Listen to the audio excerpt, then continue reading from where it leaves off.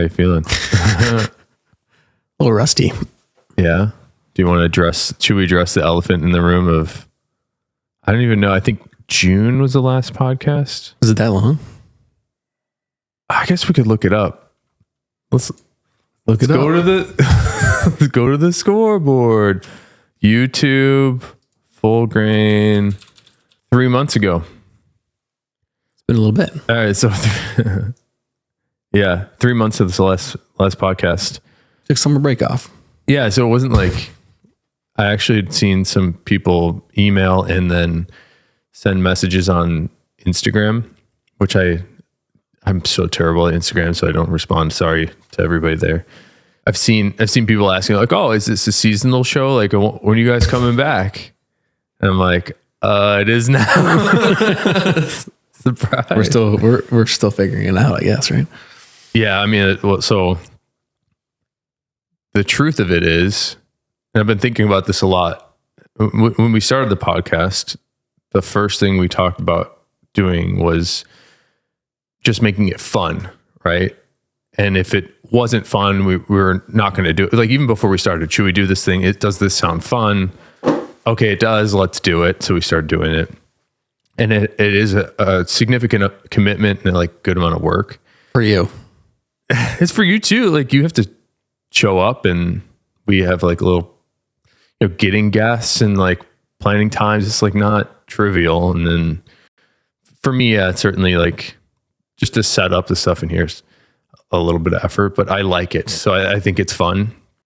So I like doing it, but there's been some moments over the last 3 months apparently that have conflicted with us getting together in like a fun way, which like for me, a lot of stuff is like kind of personal things that I don't really want to get into. It's just like life stuff is happening where like it turns out to be more of a priority than like chatting with my buddy to broadcast to a couple thousand people. Yeah. And then honestly, like after that, I was pretty burnt after the last episode with Few Spirits.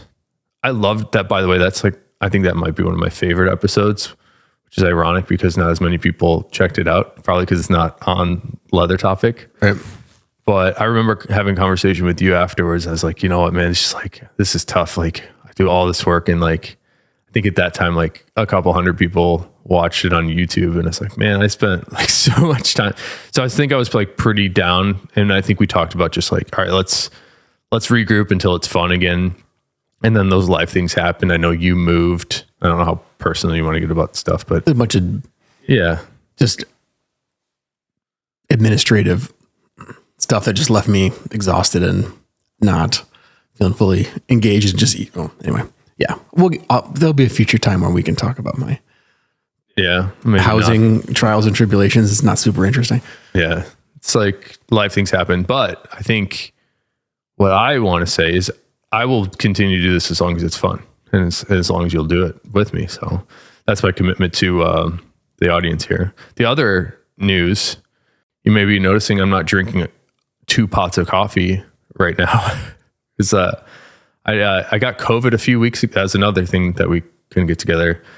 I went to my brother's bachelor party in Tahoe, went to like casinos and did a bunch of stuff like I'm not necessarily familiar with or comfortable with, but tried to make the best of it. And I actually had a great time. I surprisingly loved playing craps at the casino. You went golfing for 3 days in a row, even though you don't play golf. Yeah. So I tagged along for the first 2 days, and they'd be like, "Hey Phil, just hit a couple balls." And they're like, "Wow, you can actually they would give me like little instructions, and like, "Oh, you can kind of hit the ball." So the third day of golfing 18 holes, I played and lost. I think I lost more balls than there were holes. pretty easily. That's how I play golf too. And these are courses where they're like pretty interested in having like a good throughput of golfers. So like this golf round needs to take 4 hours, and if it doesn't, like you're too slow. And it took us like 6. I think the other dudes, it was a bachelor party thing, and it was the third day. They were just trashed, and like it was kind of a disaster, but pretty fun. Actually, one of the guys we were with listens to the show. So what's up, Mike? If you check this out. Mike. What's up, Mike? Anyways, I got COVID at the casino, I think, and didn't know it till I got home. But anyways, as I was recovering from COVID, I wasn't drinking coffee, and I thought it'd be I like to challenge myself from like my like current paradigm, like status quo of like what I'm doing, try things out. So like, man, I've been drinking a lot of coffee every day for 20 years. What's it like without coffee? And turns out it's like it's pretty great. It's not like a huge deal. I just noticed that I still have a hard time like falling asleep, but staying asleep is much better now, that's an interesting like thing for me. So I just drink a ton of sparkling water now and vitamin water. It's like Spindrifts and vitamin waters all day. Sleep is never an issue for me, so I don't. Yeah, I'm jealous. Good cold open though. Man. Yeah, I want to talk about that. Well, we can maybe save it, but the new Apple. Like is this going to be a favorites? No. Because I do want to get into some rare shell Cordovan chat. Yeah, no, I'm interested because Apple, something that was sort of been like rumbling around the industry was that Apple was dropping leather from all of their stuff. I heard about that. And they did. They did it. Mm-hmm. When did that happen? When they launched last week iPhone 15 event, whatever. Mm-hmm. They're like, yeah, no more. I don't think they're carrying anything leather in their stores anywhere. Did they say why? It's sustainability, carbon footprint is what they're pointing to.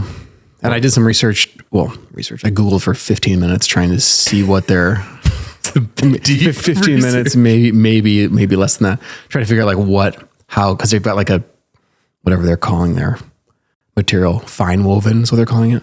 See what is that? Yeah. Like how much energy per square foot does it cost to actually make the stuff? And there's no info, but I feel like they've been sort of transparent about their sourcing and stuff, but switching away from the leather thing and putting an alternative and not saying like what it is kind of strange. But I've done zero research, let alone 15 minutes. They're just saying it's, mostly recycled, post-consumer recycled plastic stuff. Yeah. Plastic, but we'll see. I don't know. I've got to think it's not going to hold up as well, but I'm going to get one. What were they using leather on? In their phone cases, they like those, and I think their iPad. I mean, they had leather cases. They had a lot of leather options, like watch bands and all that stuff. And now it's all. If they really want to go green, they just make a phone that doesn't die or whatever. Just make the metal and stuff that's certainly more energy inefficient than most other things. Just make that last 10 years, but. Make it so you can... Come on, Apple, I like you, but... Easily, so you can replace the screen battery at home and recycle both of those things. Yeah. Whatever, Apple. I'm still No, it's interesting. It's just I'm a fan. I mean, it's just... I'm going to get one of the cases and check it out just to see what it's like, but... Interesting. I didn't know that. Yeah. We'll see how many more leather watch traps you and Nomad can sell. No, that's actually, I think somebody had brought that up on a past podcast where they're like, I'm glad that they're not doing it because it's just more opportunity for me. It might have been Brian from Nomad. I think it was, yeah. Cool. What do you say we start the show? Let's do it.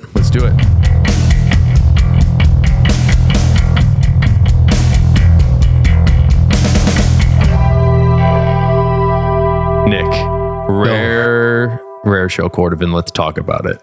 Is that a David Tell quote? Yes. Premature. Shell Cordovan rare. I suppose I could break this down like in two ways is what I've been thinking of. Shell Cordovan, it's rare to begin with. And then you produce a variety of colors of Shell Cordovan. Let's break those apart, but there are certainly colors that are more rare than others. Maybe we'll start with that. Give me the lowdown, Nick. Yeah, it's not the color itself isn't rare. I mean, it's no harder to make a whiskey or a bourbon shell than it is to make a dark cognac shell, more or less. I mean, there might be nuances to color matching and stuff, but it's the same general set of processes. It's the rare part of it or the scarce part of it just goes back to the raw material. So it goes back to it's the problem in all leather. It's like it's easy to make clean, beautiful, perfect stuff out of the stuff that is perfect. But not, such a small amount of it is perfect or close to perfect. So we can only make the light colors don't give us any sort of forgiveness in terms of covering up color variation in the raw material itself. So if we try to make a light color on something that exhibits like, just normal product, normal variation inside of a horsehide, then that's all you're going to be able to see all that at the end, which is fine in a dark color because it sort of blends in. But if you're buying a pair of, $2,800 Edward Greens, you kind of want them, or I would kind of want them to be. That's the price now? Looking pretty. Sheesh. I mean, it depends. I guess it depends on what you're doing, but that's big time. But yeah, I mean, so inflation. So you want them to be like, I guess it depends on what your expectations are, but go on for 3 months and things get up to $2,800. Crazy. I don't know. It's a high rate of inflation. I just threw that number out there. I should. So let me try to rephrase and correct me if I get the rephrasing incorrect.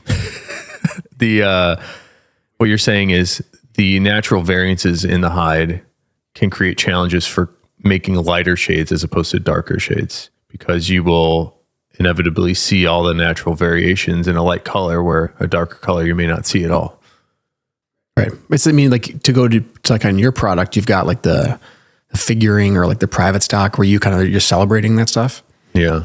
And I think you can do that to a certain extent in a lot of products, but in shoes specifically, to get two shoes that then look the same enough is a challenge anyway. And then you start to add in those natural characteristics, and it just becomes, especially at scale when you're doing any kind of manufacturing, it becomes a real challenge to get product that's consistent and people are getting to get product that they're expecting to get and all that. So yes, the rarity part of it is just that like 2% of all the product that we get is actually clean or clear enough for the light colors, which just in effect makes them rare. I mean, if someone says, I like that, like I want it to look all I do, yeah, splotchy and drawn and have highs and lows of dark and shading and stuff, then it's not hard. I mean, that's sort of what natural is. We kind of ignore all of that. We don't ignore it, but we're more forgiving when we're doing just natural, because natural is, to quote Skip Horween, is a condition. It's not a color. Skip, I hope you're listening. He's not. He's not. I use that quote frequently, or like it resonates in my head every time somebody's like, "Oh, this doesn't look like natural." I'm like, yeah. Okay, score Skip. Like, can I order some dark natural or some light natural? It's like, no, you can order a color, but yeah, it's not. Yeah. So the rare part of it is there, and then it goes into what the market actually wants to. I mean, I think there's less of a market overall for lighter colored. Yeah. Shoes. You mentioned my wallet company, Ashland Leather. We do things in I envision them in two categories. So we have our like standard offerings, which I would think of another maybe footwear brand, like a catalog. Like, these are the things we make. You're a store, you can order this, brown Chrome Excel indie boot and like sell it, and it'd be roughly similar every time. So we do something like that, but we also do, like you said, the private stock stuff where we essentially make a deal with you and your family's business, where you guys have, hey, this is something that's like not what we normally do. Do you want to use it? And maybe it's like some wrinkles or draw, for example, or it's like a color that's a little off. Like, we buy those because it's special, and we have like a nice customer base where like they appreciate that too. So I get what you're saying. Like, it must be an incredible challenge for you guys to keep like your colors consistent too, right? So for example, I do know that Color 8 drifts light to dark sometimes. Dive into that for me. Yeah, I mean, all the colors do, especially the ones that are purely aniline like that. And just to go back to what you guys do is you take stuff like this, specifically the Cordovan that has the different like splotchiness on the backside or the front side. I mean, those are pieces that we would generally just rework and make into maybe black, or trim and make them smaller, but knowing that you can sort of treat them individually, then we keep them to the side, and we're able to, it helps us too, to not have to put more work into it, because it's at that point, it's a usable product for somebody. So that's helpful. On that note, before we get to the Color 8 variation, I remember there was a moment where somebody sun faded some black shell and it turned like green, or it turned a different color, and they're like, "Oh, gotcha!" Like Horween's redying the stuff, and like you never you never were inconsistent about this. Like we do it every tannery. We do it every week to at least a little bit. Every tannery, if they're looking to upgrade something, it's the two words are black emboss, right? It's like you want to cover up stuff, you make it black, and you put a print in it. Yeah, it's interesting. I mean, I think that I see that. I thought the same thing. I thought that, if you want to make something consistent and to cover it up, then make it black. And that's always, I guess, paint it black is a better word as opposed to stain it black. Yeah. Because Victor, who's with the company now, like we were talking to him and I was talking to him and they made a lot of, when he was working at the tannery in Ukraine, they made a lot of black, like soft leather for bags. And he was saying that the black actually required a nicer, cleaner hide than some of the dark brown stuff because of the way the black highlights the defects that are in the skin, which is interesting. He's talking about stains or paints. He was talking about, well, I think it's black, so there's got to be some pigment, some painting with it. But I think that, and I should have been paying closer attention, but I think that in some of the cases it makes the scratches, like it gives them shine. So it makes them show through even more, which, I mean, as you think about it, it makes sense because there are you have to look at every single hide or side and then, or horse front or whatever it is, and decide, what these are the defects or the cosmetic challenges that exist inside this product. So what product does that fit into? And black isn't always the answer, I don't think. I mean, it could be, like for us, something like embossing, like football, like if you have little cosmetic blemishes that are like spots, like freckles almost, like that's fine for football because the pattern sort of lends itself to sort of blending that in. But if you have long, linear scratches, like football tends to accentuate those. It's just a challenge. Okay. Yeah. Well, tell me about I'm going to crap on you for a second, but like color, it's not always exactly the same. And no, none of the shell colors are the same. And that's a combination of things that are our fault often. and some of them that aren't. I mean, there's a lot of variation. I'll start with the things that aren't up to us. So there's a lot of variation in the raw materials, meaning like the waxes and the oils and the tree barks. I mean, because we can't specify like, oh, we want lanolin, but it has to be only this color. Like they're like, here's your lanolin. And it's like, it is whatever color it is. Right. I mean, it's just, there's no spec on a lot of those. For color, especially, I'm sure. For color and for like tallow, there's no spec on tallow that I'm aware of, or there wasn't. Maybe they're moving towards something now, but there's those sort of come in and those are imparting color and we don't have a lot of choice or chance to influence what color those are when they're going in. And that's the same thing with all the tree barks. I mean, the colors are what they are. I mean, sometimes, not all the trees are the same. So there's a lot of things a lot of unique components that all have their own hue and effect on color that are going into the product. So you're adding all those together. So you sort of have to almost ignore it. Like because we're working with the formulation. So the canvas has to be right no matter what's going into it before. So then we get to a certain point and the color for Cordovan especially only comes in like the last 2 weeks of the 6-month process. Like the color that we're actually intentionally adding. Mm-hmm. And that's how long have they sat around and how much have they oxidized and what were the barks and the oils like, and then environmental conditions, what time of year is it, how hot did they get when they were drying? I mean, there's a lot of different things that influence it, and it's not an exact science, but and then the dye lots are all different too. I mean, better now in these days than in the past because there's more standardization and more things are more precise, but there's all that. And then, I think that you would talk to a handful of people from our place, right, the tannery, and they would many of them would say like, that finishing Like we're fine at it, but it's not like, that's not our strongest suit. Like we're comfortable, we're good at what we do, and we're comfortable doing a certain number of finishing techniques, and, Chrome Excel and Cordovan and Dublin and like all the things that we do, we're good at doing those, but we don't have like a breadth of a ton of experience. Like most of the thing that makes our leather what it is the tanning and the retanning and the hot stuffing and all that stuff. So we're putting a lot of we're going back to like the canvas, like we're really setting ourselves up to have a product that lasts and ages well before we do anything to the surface.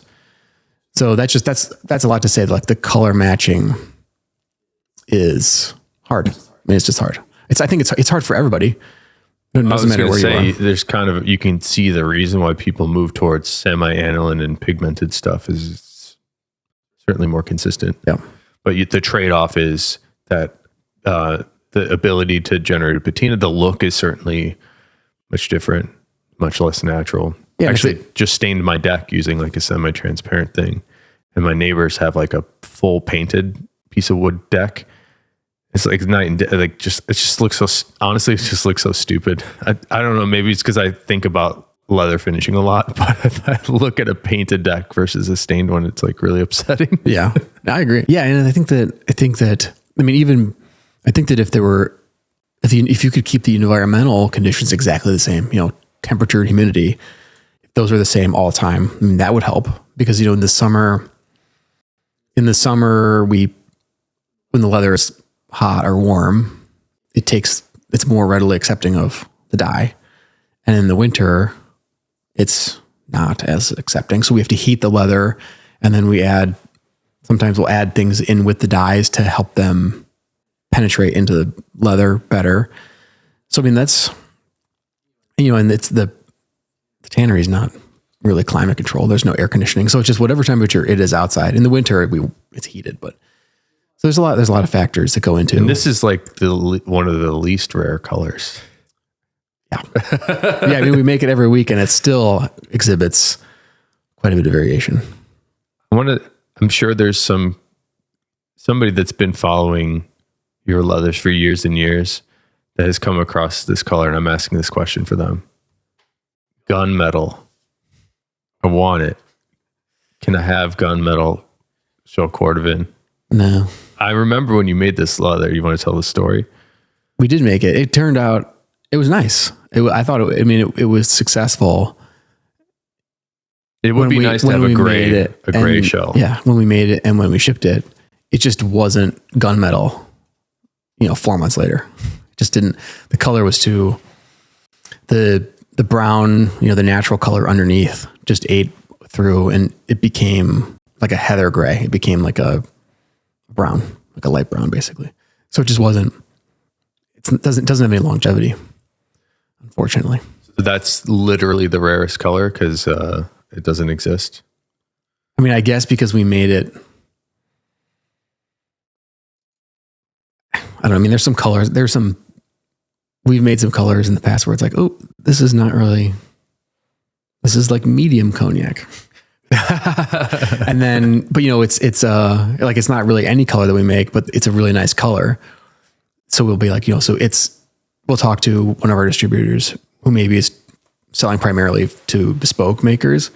So like an exact color doesn't really matter, because they're going to come in and they're going to buy 6 shells, and then their customer's going to come into their shop and they're going to pick out 2 of those 6 shells for their 1 pair of shoes. That happens for me as a customer review. That happens to me where, hey, we got this weird amaretto that's too red. You want to come take a look at it? So I go over it. It's beautiful. They're like, we got 50 of these. You want to drop thousands of dollars? I'm like, yeah, let's do it. And it's a roll of the dice to see if our customers like it. But so certainly you're not trying to do that, but as your customer, it is nice to be able to offer people things that don't exist, right? That's us. I mean, that's mostly us in that moment being leather. You're greedy. Well, we're thinking about like, we don't want to rework this stuff, but it's also us being leather nerds, where we're like, this is like this color, like these 50 shells, even though we messed up technically, they're beautiful. Like the color is amazing. I don't know if we can repeat making the color, so we can't really say we can't really make it a new color because we were trying to make something else and we made this thing. But it seems like a shame to cover up this beautiful color with black. Like we've got these shells, going back to our previous point, which we picked out for a lighter color. So these are cleaner, more consistent shells. And now the color's all messed up, so we're going to make them into black. It just feels like a shame. And then there's also the possibility that we're putting it back through production processes so they could get crunched or pinched or cut. There's just potential for us to make mistakes as soon as we put it through more steps. So it's a combination of things. I mean, I guess we're being a little greedy, but mostly it works out for me. So mostly it's the other way around. Yeah. Mostly it's the other way around. You're greedy. I want to talk about color 2, color 4, color 8, color 16. And we've covered this in a podcast before where there's sort of a rough idea where, 2 is lighter than 4 and 4 is lighter than 8, et cetera. And 16 is nearly black. But I think the part that's sometimes confusing to people is the difference between color 2 and garnet. You dive into that for me. Because they're technically like the same, just the rebranding of the same thing, but for a reason. Yeah. So 2, 4, 6, 8. Oh, 6.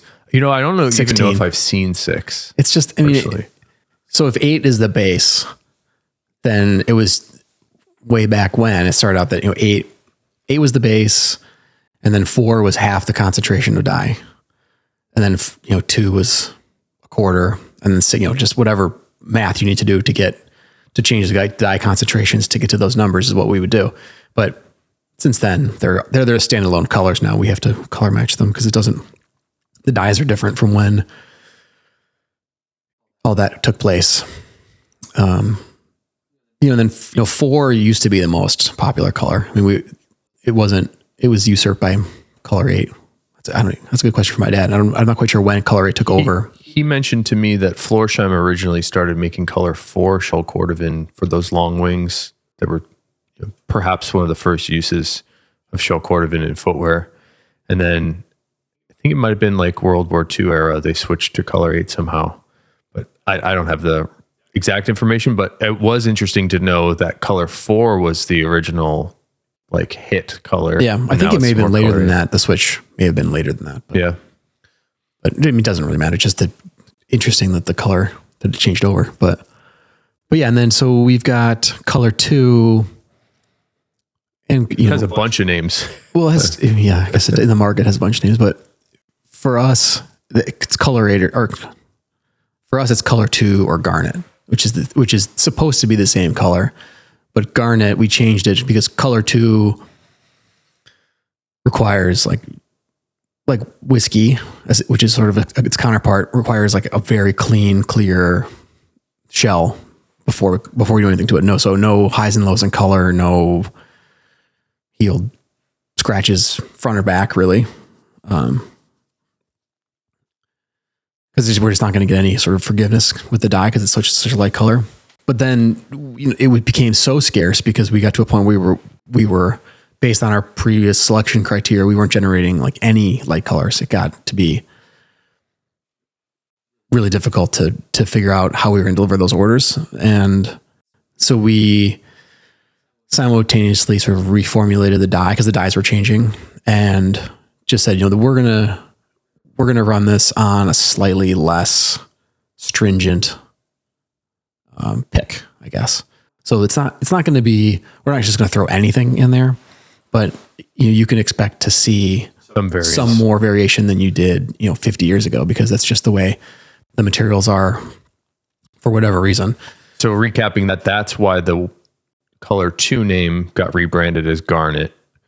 Yeah, because technically it's a different product. I mean, whiskey and bourbon are the same color, but bourbon is the same thing. So we used to charge a premium for the light colors, and now it's just we can deliver them a little bit faster. I mean, it's still we're still picking the best of what we get for the light colors. It's just we're being a little bit more lenient, I guess. In addition still to that, pulling out a lot that they don't make the cut. Is it correct to say that an additional factor with renaming it was the dyes also had changed? Yeah. The dyes, I forget if it was the suppliers that, hey, we don't make that thing anymore. So you had to reformulate. And then in your transparent way, like, we're going to call it something different. Yeah. Yeah.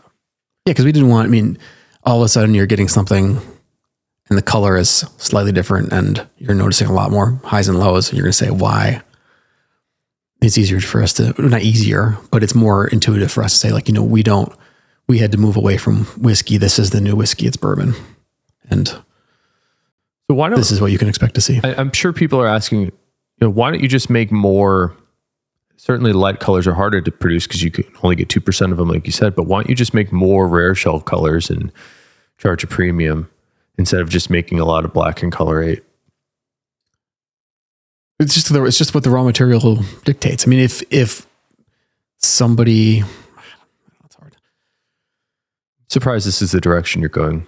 Because I thought you were going to say like, hey, the people that buy a lot of leather just want black and colorate. Well, black and colorate are definitely, if you're looking at a dress shoe, I mean, that's more black colorate and dark cognac. I mean, that's what people want. That's what the market supports mostly, but it's also because that's what's available. I'll give you an anecdote. Please do. Save you for a second. We started making shell Cordovan belts, which are beautiful. I'm wearing, I think I'm wearing the color 4 one right now. And we sold a lot of color 4. And then we did natural shell Cordovan, sold a lot of those too. And I'm like, man, people really like these shell belts. Let's try something crazy that I've never seen before. So I made a raw denim shell Cordovan belt. And it's honestly, I think it's breathtakingly awesome looking. But not as many people were interested. They would message me and go like, yeah, that's cool. Not my color, but man, that's really neat. Like, darn. But to your point, customers seem to want dark browns, blacks, pretty much exclusive, maybe natural. Yeah. So basically I'm answering my own question when I say like make more rare shells. It's the colors are too light, so we have to have selections be appropriate for light colors and orders. If people aren't ordering violet all the time. Yeah. It would certainly it would certainly be easier if we were like, okay, so this week we're making color 8 and next week we're making black and then next week we're making all bourbon and then we're making all color 4 and be like, this is what we're making this week. I mean, that's much more efficient for us, but the restriction in terms of how much raw material we have access to in terms of hides and then what the orders look like. And we don't do that. So we're making 20% black and 40% color 8 and then 10% violet and then the balance dark cognac, however we are looking at our orders and figuring out what we need to do. And then those come down and we're like, okay, well, these whiskeys are the wrong color. So these are going to be black next week or, tell them to me next time. Or depending on how many there are. I mean, maybe they'll work for somebody, but they're not what we promised for this order. So yes, it's, I think that, anytime you get to a point where there's scarcity and demand, which I guess are kind of the same thing, you kind of have to pick, like you're forced to make a choice on like how are you going to fill and address those challenges. I got more questions. Yes, do it. Are there exclusive colors of Cordovan for certain customers? There was a lot of C words in that sentence. I had a hard time getting it out. Exclusive colors of Cordovan for different customers. I'm glad you didn't include the C word. I wanted to. If this wasn't being recorded, I would have used a lot of C words, offensive C words. Yeah, there are two. So there's Ravello and Cigar for Alden. And those are the only two that we make just for one customer, not for. Alden's the only guy. Why would you do that? I don't, that was before me. That was before my tenure at the tannery. I mean, Alden's is a very long-standing Cordovan customer, and they're a good customer of ours. So, and even though they have those as exclusive colors to them, they very rarely order them, or not very rarely. There's almost still always ordering black and color 8. There's almost always an order on for those colors, but they're much more. They're much more like interested in finding out what the delivery dates are for color 4 and bourbon and black and color 8 and the more traditional sort of readily available or available to everybody colors. Interesting. Yeah. Can you, well, maybe just correct me if I have this wrong, but sometimes you get cigar shells that are too small for a pair of footwear and you sell them to me. You know, at least that's what your dad told me. He's like, look, I talked to Alden. He's good with you taking these small ones if you want them. So I've been able to do some small wallets and cigar, which I'm very grateful for because, you know, exclusive color for Alden. Like I look up to Alden as like a North Star for like coolness. Yeah. Even though it's like grandpa style, like old school, I just think it's so cool, the heritage.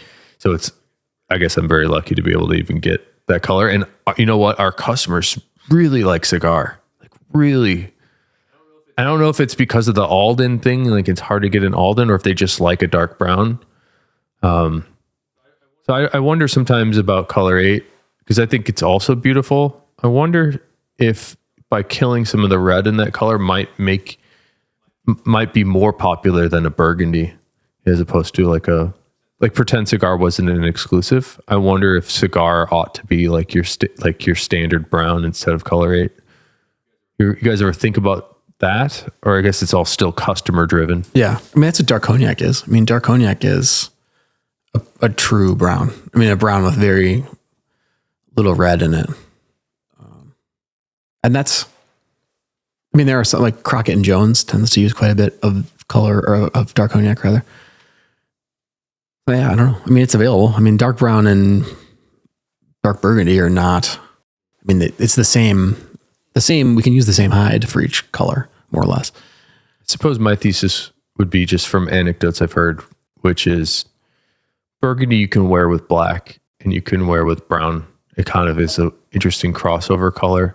I guess this was more from a perspective of like belt colors. So let's say you have black shoes on. Apparently it's like fashion acceptable to wear a burgundy belt with black shoes or a burgundy belt with brown shoes. Does that ring true? I don't know. Maybe burgundy's just like more of a neutral guy that works for everything. Yeah. Does it make sense? Yeah. Maybe that's why it's more popular. I mean, people order it. It's like, I guess that's the bottom line here. Something you said earlier that scares me, and I've heard some conversation about, is you're talking about the hide supply. Mm-hmm. I'm getting nervous from the words I'm hearing about a horsehide shortage, or I don't even know what's going on. Are you allowed to speak about this? Do you even know what's going on? Yeah, it's a problem. It's a cyclical challenge, and the reason behind the sort of ebbs and flows of the hide supply seems to change. It's not really like a specific thing, at least in the past years it hasn't been. But yeah, there's always times where we seem to be able to get a ton of horse hides, like more than we can even process. And then there are times where we can't. We're like scraping and trying some new, suppliers to see if we can supplement, what we have coming in.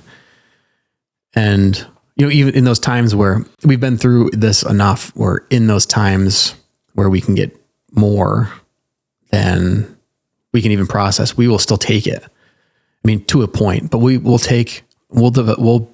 end up with a whole bunch of stuff that is in queue or partially tanned that we can then work through, so that when we get in times like this, when there's less to work on, we have a little bit of a cushion. But we've gotten to the point where it's a challenge again to find the raw material in the way that we want it. I mean, there are a lot of horse hides out there. It's just there aren't the big hides that we like, because they end up with bigger shells from the traditional sources. So the bigger hides this is for food. Mm-hmm. And are people just eating less of that meat? That's the word. And it's that people are just less, they're just, horse meat is just not consumed as much anymore, at least in the places where we're getting the hides from. I mean, I know that there are a lot of places like as you get towards into Asia and like Mongolia and stuff, there's still a lot of there's a lot of horses in that part of the world anyway, is my understanding, but there's, they're smaller and they're just not places that we source from. Because, we're using the byproducts of the food industry in all the leather that we make. So if people are eating less, there's less hides, and that's just kind of the way it is. I mean, there's no. Do you think it's like a market forces thing where more people eating beef because it's cheaper, or chicken? I haven't looked into this at all, but I don't know. Interesting. I don't know. Or is it more of like a cultural thing? Like, we don't eat dogs, like we don't eat horses, kind of thing. I don't know. I think, I've never had horse. I would. I mean, it's not because I am against it, but I've never seen it on a menu. Yeah, well, in the US, I don't think you will, but I think it's a somewhat seasonal thing. I think in certain parts, like it's more of a fall, cold weather. Sort of goes into traditional dishes that are at that, sort of more popular that time of year. But the interruption or the decrease in availability sort of seems to go beyond that seasonality. But okay, does in a unique way that you haven't experienced this before? Because I'm very concerned about being able to continue to purchase and then sell Cordovan items. Yeah, I mean, there's no. It doesn't seem to be. I mean, there is rhyme or reason, I guess. The previous time that there was a significant shortage for us was when steer hides and cow hides got to be crazy expensive. So there was a time following a drought when corn prices, you can trace it. There's a drought and then corn prices go way up, and then it becomes very expensive to feed cattle or have them or graze them because there's just nothing for them to eat. So then there's a move to introduce more beef into the market because people don't want to have as many animals to take care of. So that has a temporary effect of making beef and hides less expensive. But then coming out of that, there's fewer animals, so less beef, less hides. So that has the effect of making hides expensive then. So that happened, and hides got very expensive, and horse hides generally are more, or they're priced where they are, but they have challenges in terms of the cosmetic quality and the thickness that steer hides don't. So they have more cosmetic markings, more healed cuts and scratches and all that stuff, and they're thinner. So it's not you can't make a direct substitution. But it got to a point where the cow hides were so expensive that the horse hides became a viable option because they were cheap enough compared to what the alternative was that people were willing to use them and just figure out how to use they could cut around the cosmetic issues, and they could figure out the thickness challenges because they had so much more margin to use the cheaper product than they would have had if they stuck with the steer hide. And it's a little bit of, I'm not sure, I might be speaking out of turn, but we just, we had contract prices that were below what the market was paying for those hides. So our business was a little less appealing at that time, even though, we're like, we'll take. Oh, so they just didn't fill your orders. I don't know. It's hard to, I don't know exactly. That's sort of the feeling. Yeah. That's sort of the feeling that I got. And I hope I'm not just like being cynical and unkind in my thinking towards the people that had those contracts with us. But yeah, so we went from getting, a very steady stream of raw material to basically nothing for a period of months. And, and then the cowhide steer hide prices this is not current. You're talking about this is the previous, yeah. And then the cowhide prices came back down, and then they're like, oh, we've got all these horse hides. So then we started taking them again. We built up a bit of a surplus again. And, and then there's peaks and valleys of the supply. So that was the last time. So I guess there was something that we could point to, at least in hindsight, that seemed pretty clear. And so we, other than people seem to be eating less horse, I don't really know what is the specific cause of this in this moment. I'd have to talk to a couple of our suppliers that are actually trying to source the stuff, aggregate the hides themselves to see what they would say. Yeah. Should I be worried? I mean, should everybody listening be worried? I know a lot of people listening. No, I don't think. I mean, I think that it's already it's already a relatively scarce product, or it is a scarce product. And then when things like this happen, we try to be as fair as possible. We don't really take on new customers for Cordovan in general, because we can't fill the orders that we have in large part, which is a nice problem to have in some ways and not a great problem to have in others. So we're not going to say, Ashland, we're not going to send you any shells this week because there's this upstart wallet maker in California, and we're going to send the shells that would be for you to them instead. Like we're not going to, like, we have to take care of our customers that are existing first. So we sort of focus in on that, and we focus in on the core colors. It's like they'll be like, if you order a violet and we're already not being able to we already can't make enough black. It's like, you can order it, but I don't know when. See you in 3 years, maybe. I don't know when we can't give you any kind of lead time because we have other, core orders that we have to fill instead of that, at least for now. So we have to focus down a little bit, but we'll figure it out. I mean, there's no other choice other than to figure it out. We're not going to stop making this stuff. It's too much we like it too much, and it's too nice, I think. I'm going to sum up a conversation, then we can move on to favorites. But it sounds like Cordovan, as a general statement, is rare on its own. And then in addition to that, we also have some rare colors sometimes. And in addition to those things, it does also seem like there's like a little bit of a hide sourcing. We don't know the information of like if it's a shortage or what, but it sounds like the hides are not coming in as quickly as you'd like to the tannery to make more Cordovan. So might see like a little quarter drought. Yeah, it's not unheard of. I mean, we'll get through it. I mean,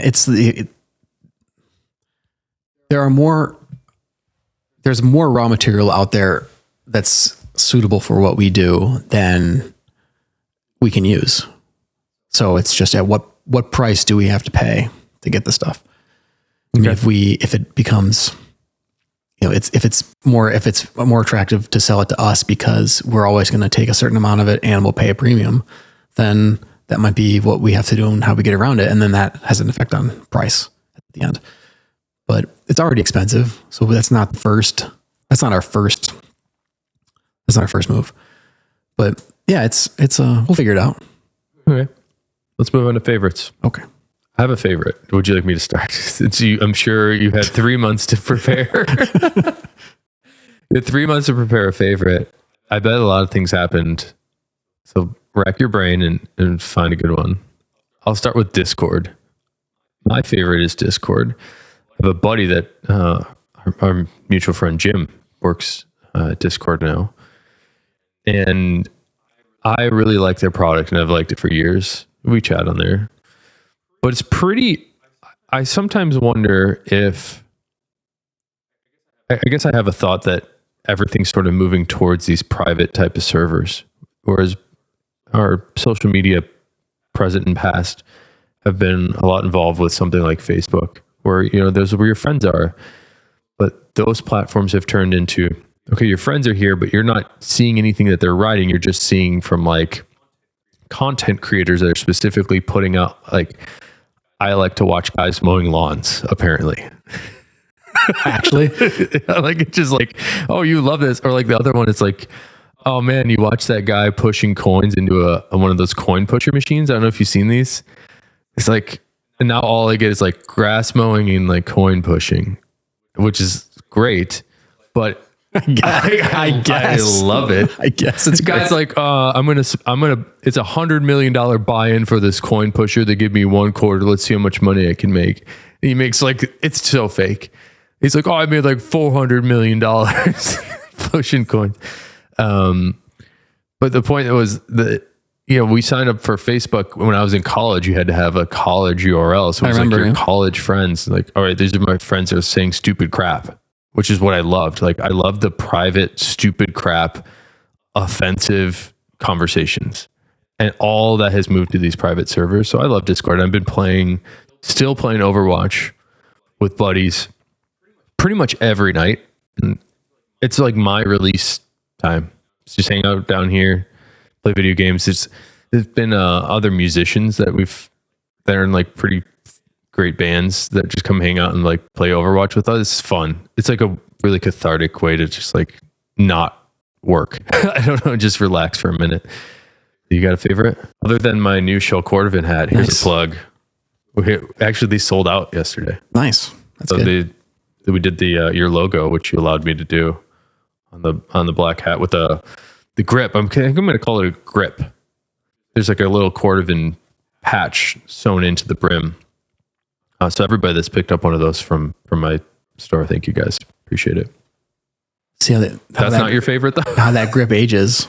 These headphones are now available for sale. Also selling this? Let's shill all our own stuff. How many of those headphones? When I last asked, it was like as you launched it, you sold like one of them. Yeah, there's still some available. Two now. There's still some available. I mean, it's a pretty expensive headphones. They're expensive. They're awesome, but they're expensive, and the exact opposite of the iPhone that just came out. It's not like they sort of are a stationary item, but so you mentioned that we'd moved. So things have been sort of in and out of boxes we've moved more than once this year, and we're going to move again. So anyway, it's a lot, but I keep putting things away and then kind of like rediscovering them or, packing them up and be like, oh, I forgot about that. And one of the things that I packed up, which is not a small thing that you just forget about, was my wife got me an espresso machine, like a made in Italy stainless steel, like it's like the size of 4 cinder blocks. Like if you were to put them together, and it weighs like 80 pounds. It's impossible. It's so heavy, but it's been in a box it was in the box for like more than a year. And I just kept moving the box around, and finally Lauren, my wife, was like, well, you should just set it up and like actually use it's probably better for it than pushing it around. So I set it up, and she got me that. And then also like a proper grinder, which you can only really grind espresso for, because it's so fine. And so I've been really enjoying that because I'm so bad at making espresso. It's not like you just like grind it and like you push the coffee down and then you put it in the machine. And like, there's apparently you want it to drip for 30 seconds. Yeah. You followed all this stuff. I've read about it, and it's like the fineness of the grind, how tight you push it in there. By the way, the coin pusher, it's the guy who always goes, keep it pushing. So you got to keep it pushing. But if you push if you it could take more than 30 seconds and then it's too bitter, right? Yeah. Or if it's too fine and you don't amp it down enough, then it comes out too fast. Or there's an intersection point where there's like very little margin for error. And then they're like, oh, turn off the flow of water when the coffee looks like this. And I'm like, I can't see what they're talking about. Like, I don't know. It doesn't look, mine does it automatically. Yeah. This one is like a lever you pull up and you have to watch it. Oh, and then you push it down, and it has like a little boiler. Oh, it's like a for real. It's a for real. It's called, look up Rocket Espresso. It's I bet you if you do a bunch of trial, like really science the hell out of it and just like, I have it and like, all right, here's the best one. I haven't been logged. Then your settings. I'm like, okay, go 2 clicks up on the fineness of and like 2 clicks down on the duration of the grind, and then it comes, I turn it and it just like spurts out and like gets a terrible cup of coffee. But there's a counter on the grinder to show you how many times you've ground. Oh yeah. And I don't know when it reset or if it resets, but it's at 183 right now, and I've had like 2 good ones. so it's my favorite because it's kind of like a personal quest right now. I'm enjoying doing it, but also the only time that I have like the luxury of making myself a cup of coffee that takes like multiple minutes is like 11 at night. So I'm like drinking 3 espresso in a row at like 11 at night. Dude, you're crazy. Don't do that. Sleep like a baby, no problem. It's good to be back, Nick. Thanks for doing this again. Thank you. See you guys again next time. Thanks, everybody.